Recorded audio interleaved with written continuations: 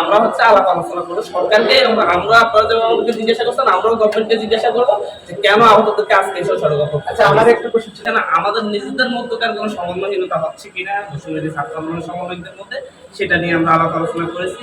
এবং যে সকল সমন্বয়হীনতার কথা এসেছে সেই সকল সমন্বয়হীনতা কীভাবে উত্তরানো যায় এবং এই ক্ষেত্রে কীভাবে একটা রূপরেখা ঠিক করা যায় বিভিন্ন প্রস্তাবনা নিয়েছি।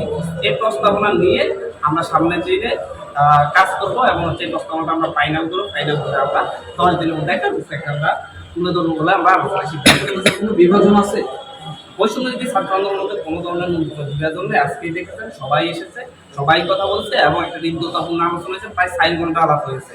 সারা দেশে সমন্বয়কদের সকল কথাবার্তা, তারা এখানে এসেছে কোনো ধরনের অভিযোগ নিয়ে না, অভিযোগ নিয়ে না, সকলে এখানে এসেছে আগামী দিনটা কীভাবে চলছে, কীভাবে তারা হচ্ছে মূলত বৈষম্যবিরোধী ছাত্র আন্দোলনের ক্ষেত্রে যে বিপ্লবটা হয়েছে, যে গণ অভ্যুত্থানটা হয়েছে, সেই গণ অভ্যুত্থানের যে প্রতিশ্রুতি, সেই প্রতিশ্রুতি বাস্তবায়নের জন্য